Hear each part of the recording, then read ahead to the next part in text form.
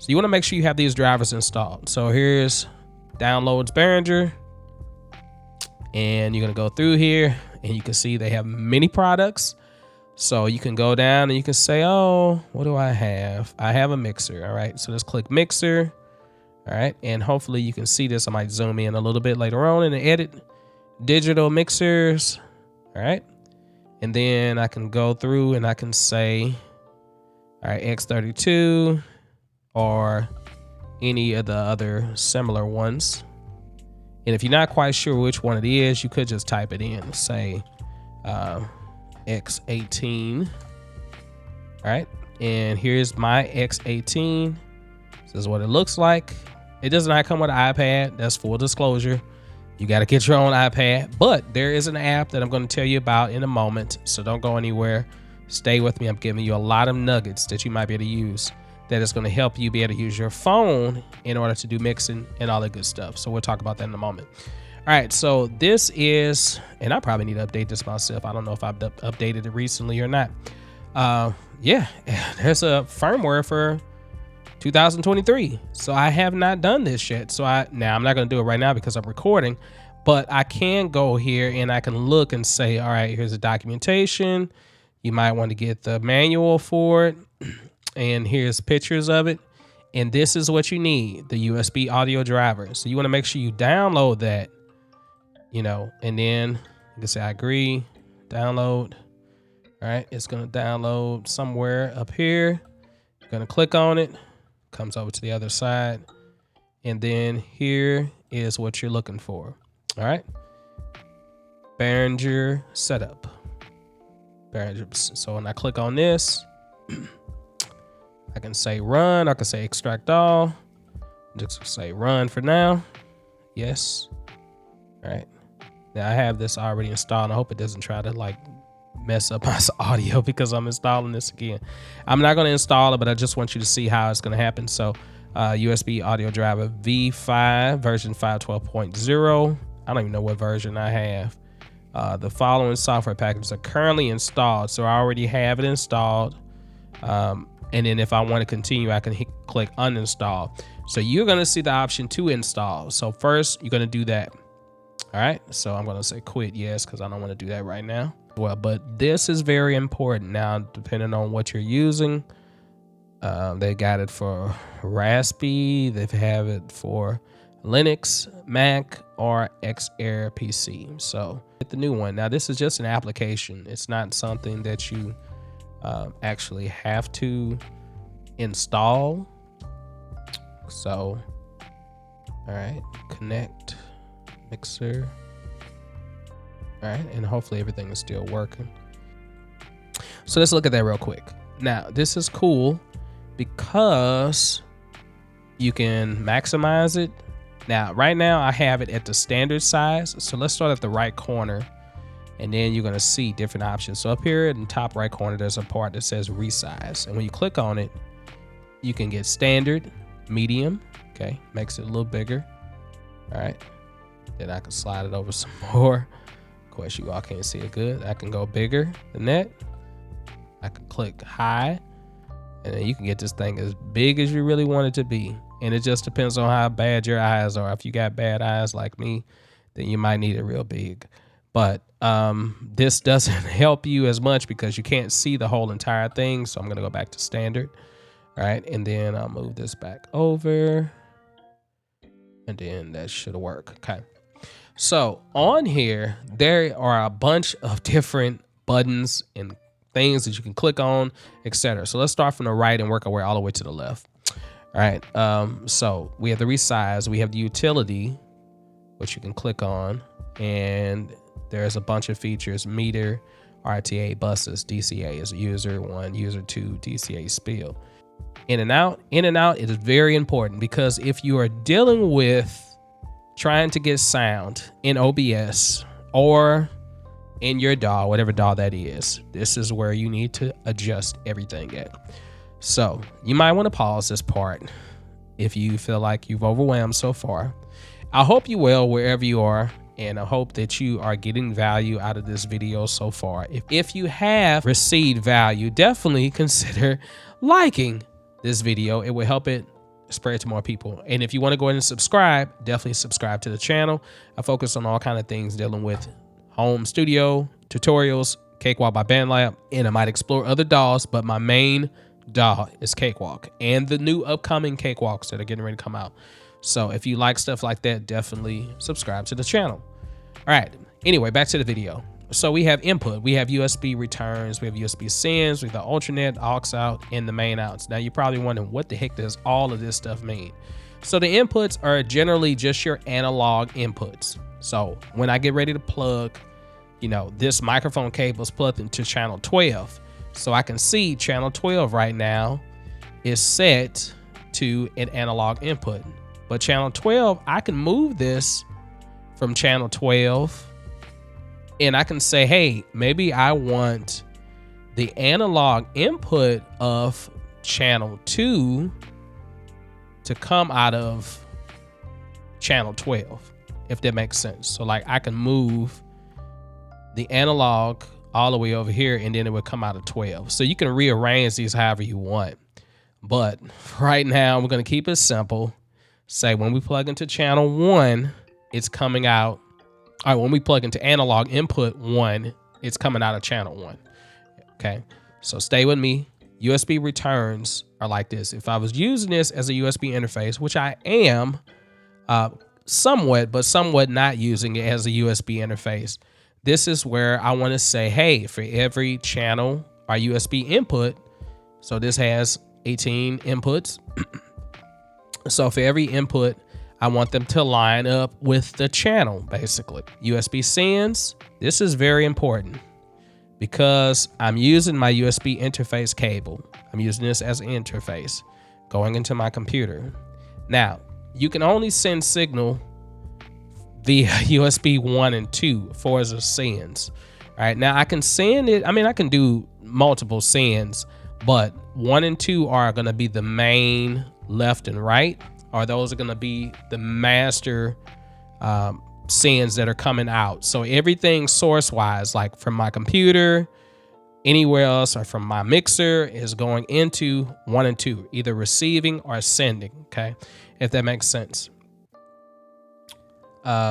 So right now I have USB 1 set on main left and I have it set on main right. So this is the first thing that I had to learn how to do in order to get sound in Cakewalk, was to make sure that USB 1 and 2 was set to left and right. Okay, now I could change it. I could do 3 and 4 to left and right, but we're just going to say USB 1 and 2 is going to be left and right. All right, and then there's some little presets that you can do. Don't click on these because they'll reset everything. The alternate, let's talk about the alternate. Alternate is perfect if you are a person that you say, hey, I got a big band and everybody needs monitors. On the back of here, there's a kind of like Ethernet cable. I think it's a Cat 5 or whatever type of cable you plug into it. And that cable plugs into a brain, which is called the P16. The P16 allows you, or you can plug it into a distribution for a monitoring system, and that'll allow you to run so many of those P16s. P16 is like a personal monitor that allows you to adjust the volume level for each track coming out of the Behringer, so that way if I'm wearing headphones, I can hear exactly what I want to hear. Like if I'm the drummer and I can be like, boom, you know, the keyboards need to be up a little bit louder, I could just push that volume, that fader up, or turn the knob for that particular instrument. All right, aux out is standard basically. So whenever I plug into my aux send out, which are in the back, kind of like how the inputs were working, basically you're saying, hey, aux 1 is going to go to bus 1. But I could switch this around too as well. So I can move this and say, hey, aux 1 is going to bus 2.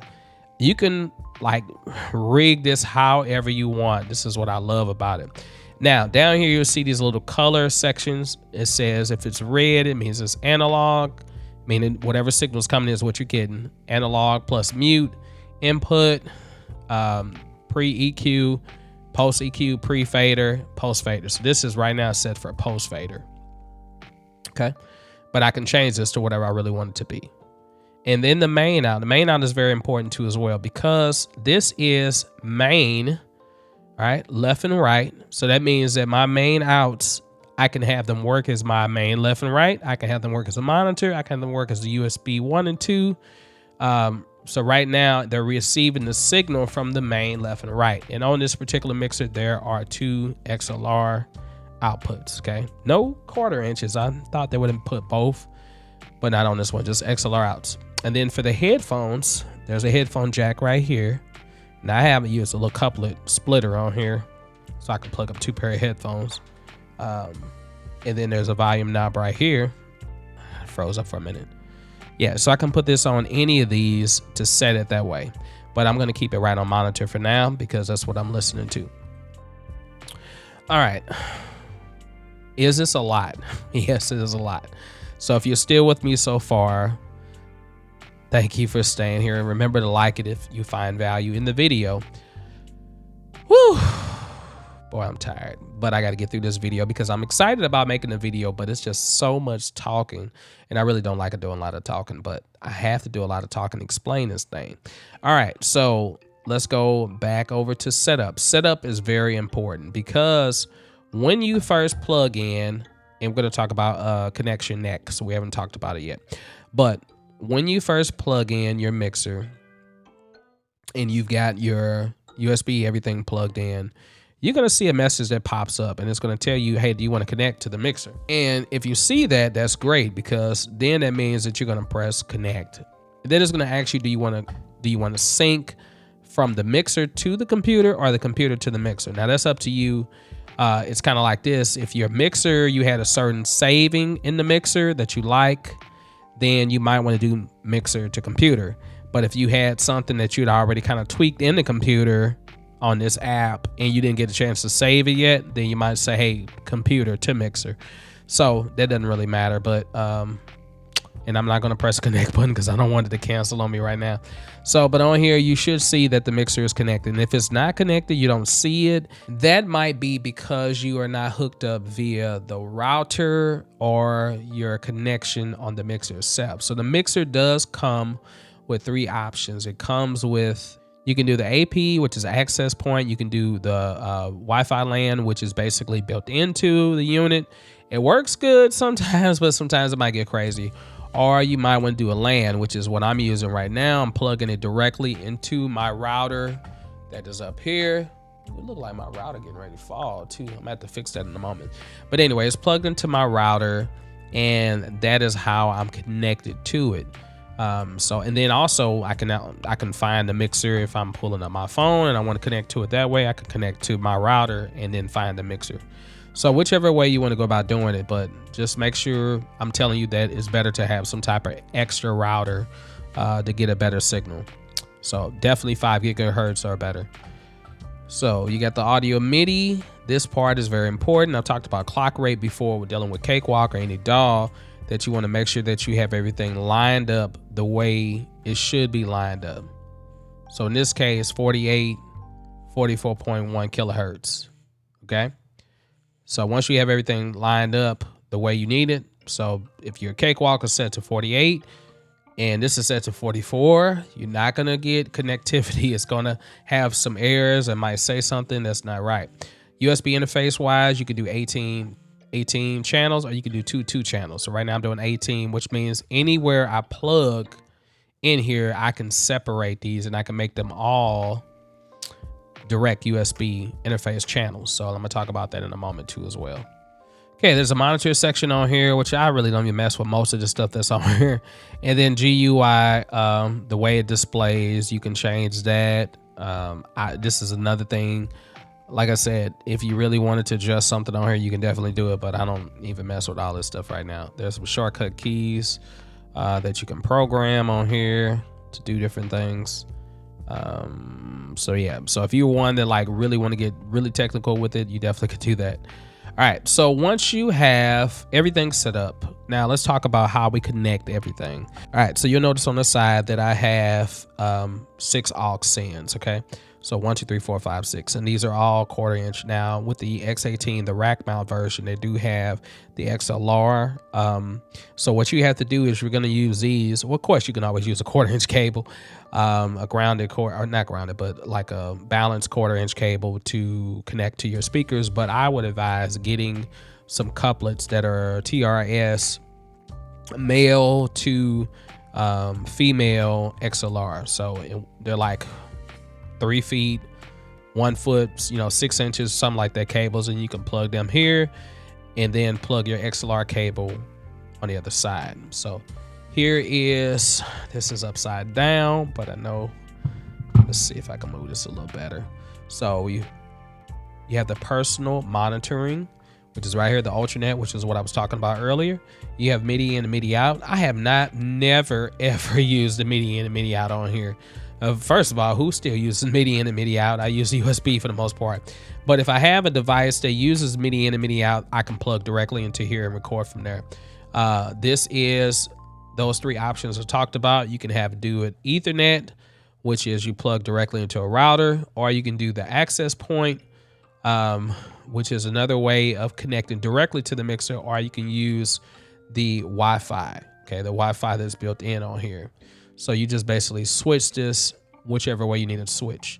Now, I'm plugging up all this stuff so you can see it. I'm plugging up an Ethernet cable because I'm running directly into my router. All right, I'm sorry, you can't even see that. There we go, that's better.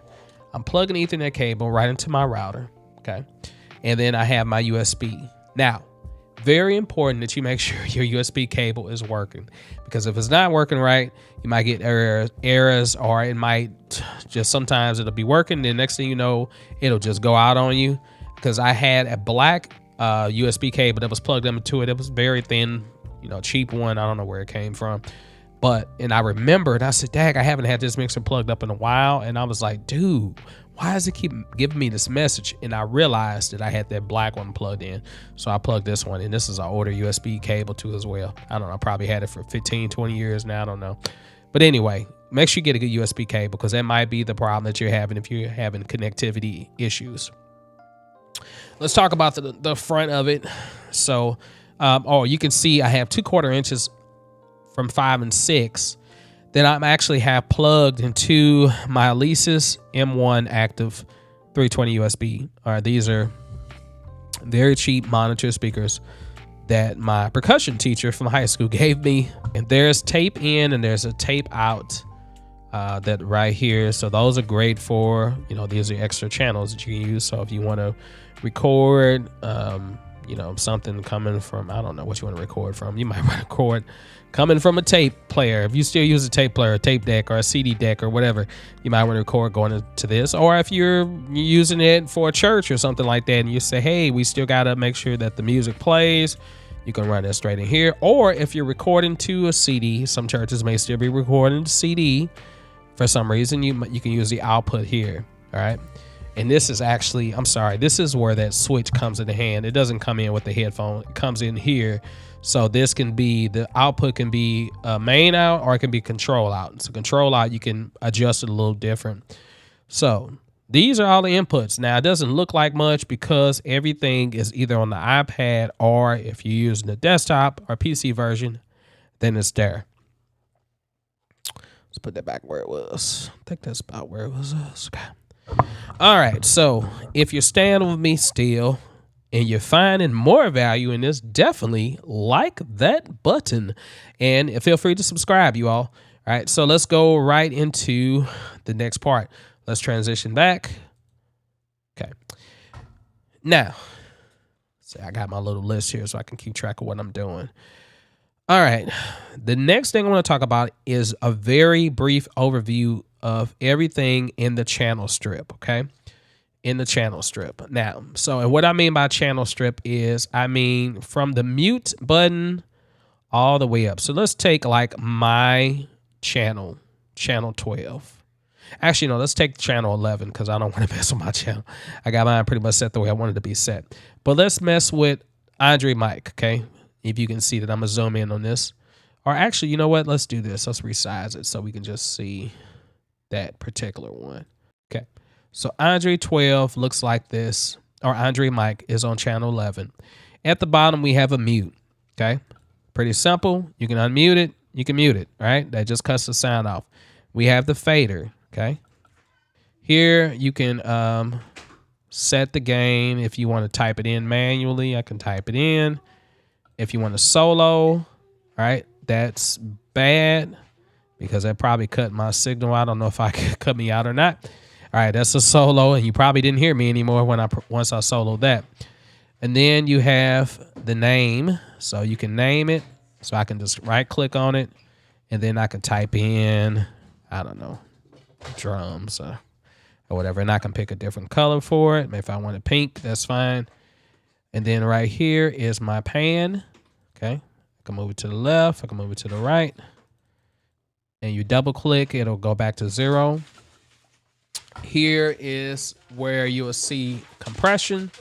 When you click on it, it opens up. And then I'm gonna talk about these in a moment too as well. So compression, I can say, hey, maybe I want this to be kick drum.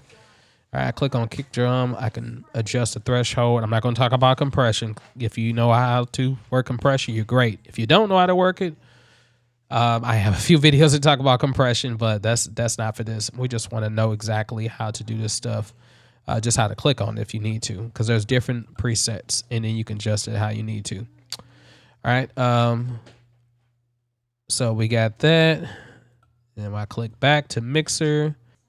Okay, so we did the compression, and now here is the fun part. This is the EQ. All right, so my EQ is right here. Now I can reset this. I have my high pass filter right here. I can turn it on, turn it off. I can adjust exactly where I need it to be, or I can just slide it over. Okay, make it easy accessible. Now for these, each of these nodes, then I can control exactly where the band or where the frequency is. So I can do a sweep, right? I can do it over here, frequency sweep. I can do the gain up or down. I can do the quality, which is gonna basically make it sharp or make it more wider, right? Just depending on what you need. I'm not going to talk about pre-inspect. These are some things that I've never really even touched before. I'm thinking this is going to be pre-fader. That's what I think, and I don't know what the spec is, but we'll learn about that on another video. But this is the RTA. This is what I really love to use, and let's go to 12 so you can really see.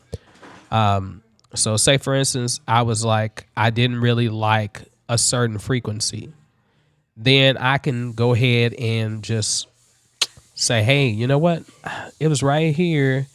This frequency that's at 1K hertz or 1 kilohertz, I can just dip that down gain wise and then get rid of that.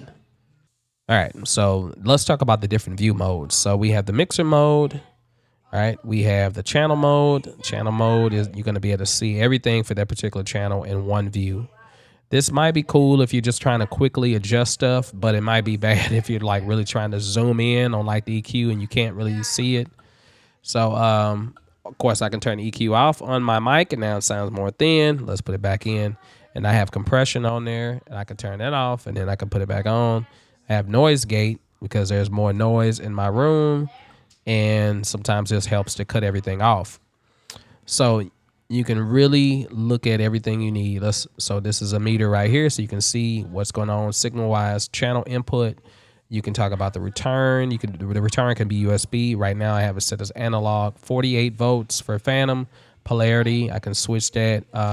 If I want to link channel 12 to another channel, so it would be 11 and 12. This would be the right side, and then 11 would be the left side. Or effects, if I want them to be on a certain part, then I can change that. But right now I have it set off. Mic gain, my USB trim. So mic gain is important if you're trying to get a good level coming in. USB trim is cool if you're using it just as a USB interface and not using the analog signal coming in. Got the noise gate, got the equalizer, compression, and then we have the aux bus sends. All right, so this is very important. Right now I have this mic going to aux 1, aux 2, 3, 4, 5. I didn't have it. I just turned it down on aux 1. But if I needed to go back to aux 1, then I can bring it back up. Or if I needed to go to 5 and 6, I can bring it up. You know, and if I wanted effects on it, I can add effects like that right here. Ooh, yeah. Or I can add effects too. Oh, yeah. All right, I can break it down. La, la, yeah, yeah. My delay. All right, yeah, some chorus. Oh, my. Okay, so these are really cool. And then main out. I can change this from I hope that didn't cut everything out. So I can turn the left, right off. I can do a panorama. And there's this auto mix feature. The auto mix feature works like this. I've never really used it before. I never had to. But say if I was like using this mixer and I had 4 people talking, you know, this is like a panel, and you know, some reason whenever somebody's mic is not being used, it'll automatically duck it down so that way it's not just bringing all this extra noise in. So that's what this auto mix can help. And then the DCA groups is like, say I had all my drums, you know, kick drum, overhead, and maybe a snare drum, 3 mics, and I said, oh, I love the way the drums are mixed, but the drums are overall too loud. So I can run them all to DCA group. So I can say this is group 1, this is going to be group 1, this is going to be group 1. And then when I go over to group 1 over here, I can literally bring it down or I can bring it back up, okay? So that's another cool feature. I'm going to take these off because I don't want them to be a part of that. It acts as like a separate master or like a separate group master. So cool. Let's see. What are we doing next? What we doing next? Channel strip, view mode. Okay, we did most of the view modes. Let's see. Okay, so let's talk about the EQ. We did EQ. We did the gate with compression. Let's do the sends. This is what the send mode look like. All right, so you can set your sends whatever way you want them to be for this particular channel, or you can set it just period. So right now I have it set as post EQ for each of the auxes. You can see it says dad ears, Norm ears, Robert is my friend, you know, we perform with a lot. And my dad, you know, performs with me a lot. And maybe this is my keyboard. So if I want each of these, I can say, hey, this is post EQ. And what do each of these mean? Input means that it's just a dry signal, okay? Whatever is coming in is what's coming out. Pre-EQ means that before the EQ leaves, it doesn't affect basically if it doesn't affect the aux level or the aux send. So sometimes I might do that, or a post EQ, like for instance, say you got the bass drum really fat in the mains and you really like that mix. So you can say post EQ for what's coming out of the subs or what's coming out of the, I mean, not subs, but what's coming out of the monitors that are on stage. Pre-fader means that no matter what, if I turn my fader down, it still doesn't turn my aux down. Okay, so like for instance, if I'm coming out of aux 1 and I bring it up here, I know I'm coming out loud. And if I put this on pre-fader, okay, and I know you can hear me, but you can see that the signal was still coming out of bus 1, even if my fader was turned down, so which is really good. All right, let's move that back where it was. Then we have post fader. Post fader means that if I bring this volume down, the volume on the stage comes down as well. So you got to be careful with that, however you have it set up. And then subgroup is based off of whatever's going on with the subgroup over here. So if the subgroup comes down, all the monitors come down. So like say, for instance, the guitar player says all the drums are too loud in my monitor, and you had it based off a subgroup, then you can just come over here and bring a subgroup down, and then all of that signal will come down in the monitors versus trying to go and turn the bass drum down and the snare drum and, you know, whichever. So those are very good, and I don't even use all these options, but it's good to have that stuff anyway. And then the effects, right now I have them post fader, but which means that if I turn this volume up more, then the effects come up more too as well. So, but I could do it pre-fader. All right, let's talk about the mains. All right, so this is the same thing that we saw earlier. This is just a bigger way of looking at it. Effects, this is where all the fun happens. So I can change the effects right here. So effects 1 I have set as a vintage room, but I can click on type, and then I can say I want a hall reverb, or I want a dual X-Tech EQ, stereo EQ. So there's a bunch of effects in here. There's a stereo pitch shifter. Oh, that's fun. Let's move that to here. Play around with it a little bit. Pitch shifter.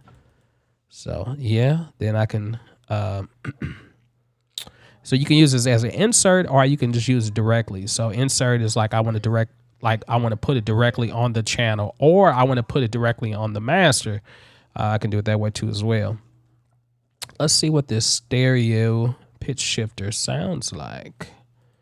So let's see. Yeah.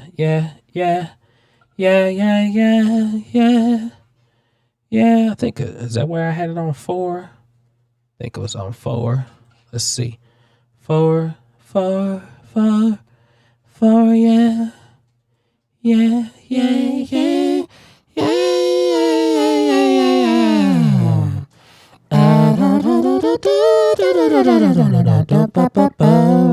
There it is. Okay, I couldn't remember where it was. Duh.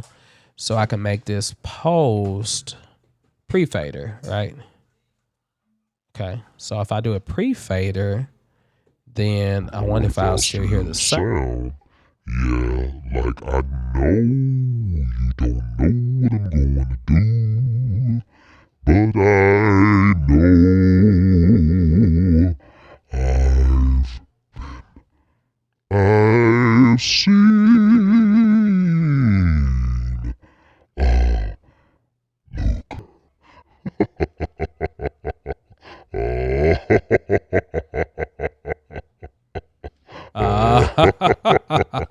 Okay, anyway. All right, let me stop messing with that, you all.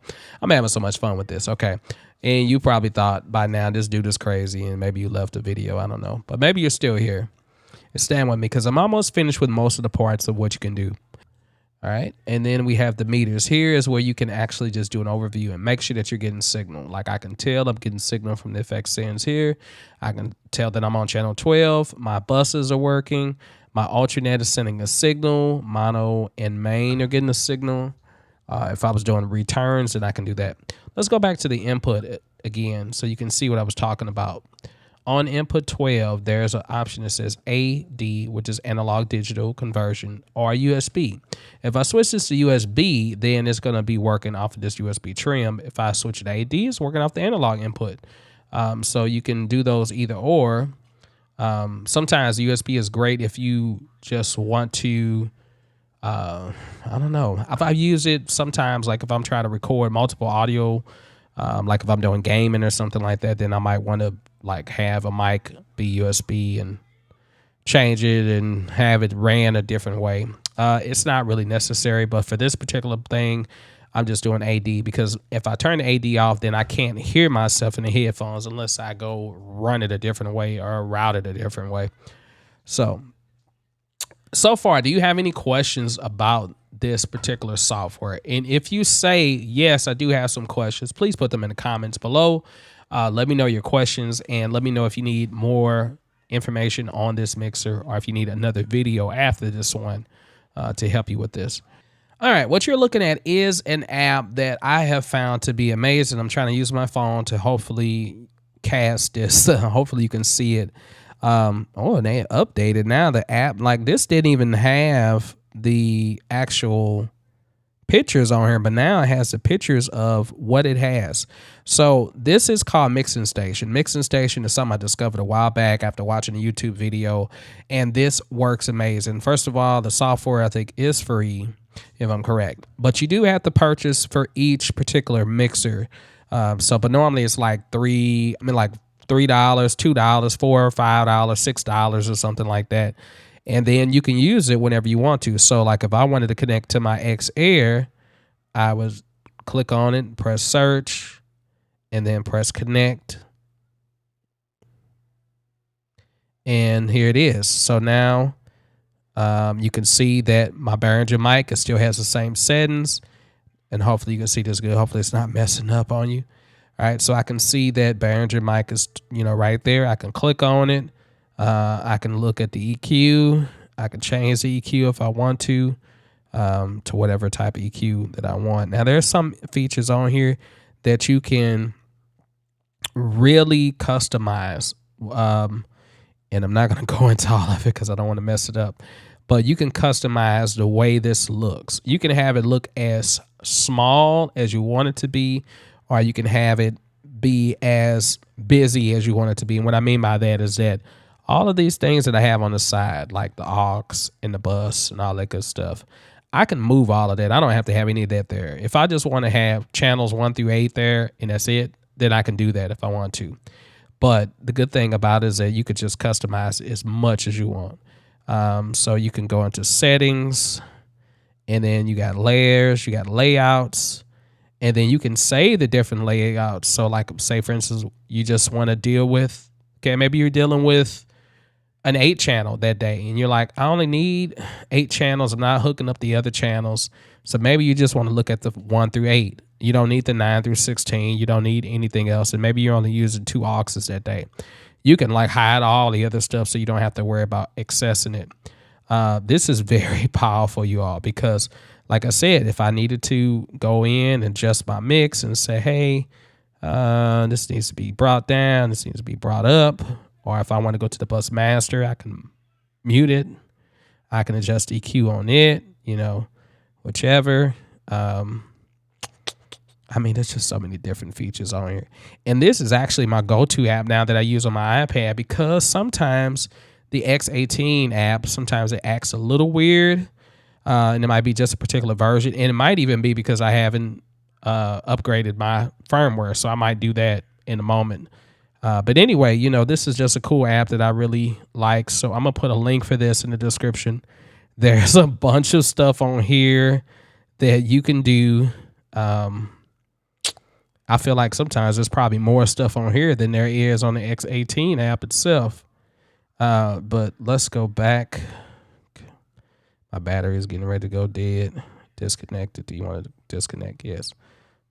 Okay. So, and then you can buy the mixer if you don't have it. Okay. So this is really cool. And like I said, it has all the mixers. Let me go back into it again. It has all the mixers. How do you get back to the main page? Add a mixer. Okay, I'm sorry. So you have to press add a mixer. Add a mixer. All right. And then you can see Music Tribe, the X32, M32, X Air, M Air, The Wing, Midas is on here. Allen and Heath is on here. Soundcraft is on here. The Mackie DL system is on here, and Yamaha is on here. So you pretty much got all the main mixers that are digital that are out right now that you really need, and then you can connect to any of them. And if you don't have it, then this is the offline version, UI 12. I can see what it kind of looks like, and then I can go from there. So you all, this is very important. Just, make sure that you have the technology that you need to get the job done.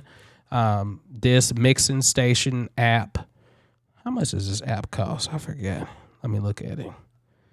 For those that have an iPhone, will it tell me? Let's see. Okay, let's see. Mixing station. Okay, does it cost? I forgot. Was it free or? I want to say the app itself. I want to say the app is free, but I might be wrong. But anyway, check that out. Now, of course, you got other apps, the MXQ, which I talked about, the M32Q, if you're using a Midas board. These are all cool, but I'm telling you, that mix station is better than anything else. It works so much better. But anyway, you all, I hope you found value in this. Make sure you subscribe to the channel. I'm trying to grow this thing. I want to see us get to 5,000 by the middle of next year. Okay. It's November. We just hit 3,000. Celebration for that. I'm sorry, I'm so late. I'm not even doing that. I should have did that a long time ago. But we just hit 3,000 subscribers, and I'm telling you all, it's going to be an amazing journey. I got so many things that I want to do. I'm just got to find the energy for it. So anyway, if you're new to the channel, definitely consider subscribing, all right? And if you find value in this, like it, share it with someone. Definitely hit me up with comments below. I love the comments. Now, I know I haven't done a really good job of answering most of your comments lately, but I am looking at the comments, I'm reading them, and I'm anticipating answering them via text, typing, or video. All right? So anyway, I love you all. Take care. Peace.